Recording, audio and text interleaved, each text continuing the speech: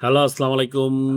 Habiba mobile solution চ্যানেলে আপনাদের স্বাগতম। আজকে আমরা একটা নতুন টিউটোরিয়াল নিয়ে আসছি। সেটা হলো কিভাবে আপনারা সঠিক নিয়মে নামজারি করছেন, সেটা খাজনা দিবেন কিভাবে, কিভাবে আপনারা সঠিকভাবে খাজনার জন্য অনলাইনে আবেদন করবেন। বুঝতে পারছেন? সেই সম্পর্কে আগে বিস্তারিত আলোচনা করব। তার আগে বলে নিই, যারা আমার এই চ্যানেলে নতুন তারা অবশ্যই সাবস্ক্রাইব করবেন।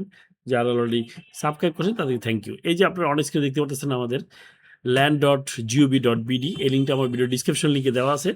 ওখান থেকে আপনারা যে কোনো ব্রাউজারে যেয়ে ক্লিক করলে হবে, অথবা এইটা দিয়ে লিখলেও হবে।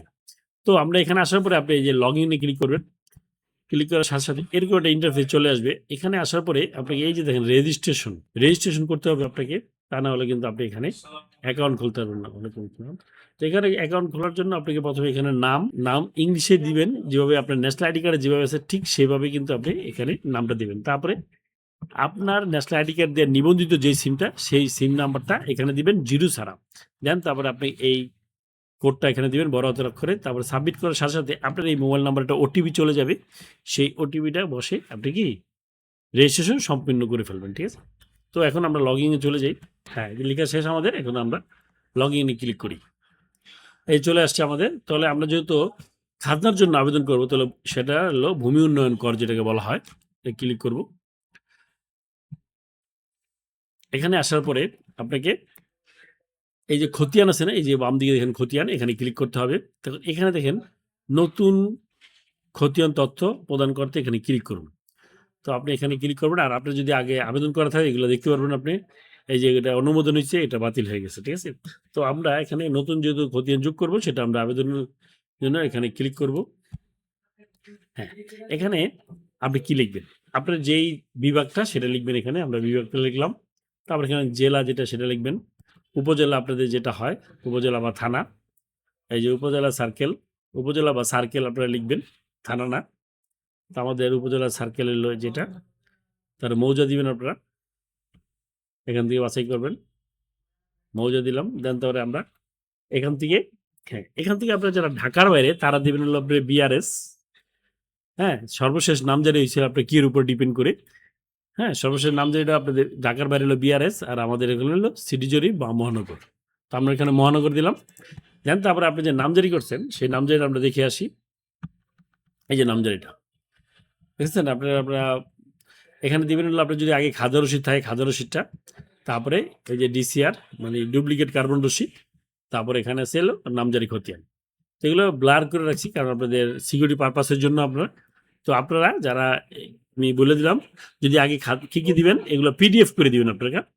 এই যে আমরা পিডিএফ করা আছে আগে খাজনা রসিদ, যার কাছ থেকে জমি কিনছি তার খাজনা রসিদটা এখানে আছে। তারপরে আমাদের নামজারির ডিসিআর কপি, আর এখানে নামজারি খতিয়ান। তাহলে আমরা এখানে লিখবো ওখানে যে দিছি। তো আমরা নামজারি খতিয়ান হলো এই যে এটা দিবেন।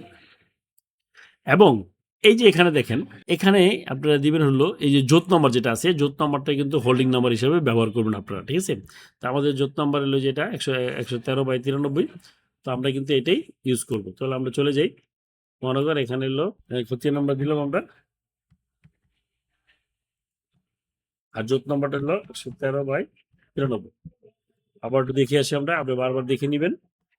113/93, 18,947, 18,947 খতিয়ান আমাদের জোত নাম্বারটা হচ্ছে 113/93। এখন এখানে দেখেন সংযুক্তি ঘর, এখানে আপনি সর্বোচ্চ 2 MB ফাইল আপলোড করতে পারেন। এখানে সংযুক্তির আবশ্যক হলো ফাইল টাইপ হলো জেপিজি, জেপ্যাগ, পিএনজি, পিডিএফ।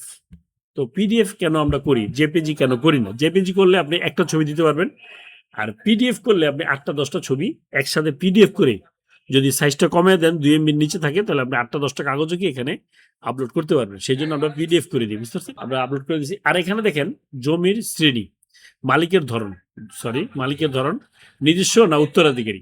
ঠিক আছে? তো আমরা কি করবো, নিজস্ব দিছি, কারণ এই জমির মালিক আমি নিজে। যদি আপনার বাবার সম্পত্তি হয়ে থাকতো তাহলে উত্তরাধিকারী দিতেন আপনি। উত্তরাধিকার দিলে এখানে খতিয়ানের মালিকের নাম, মালিকের সাথে সম্পর্ক কি, ছেলে মেয়ে সহোদয় হলে দিবেন আপনারা।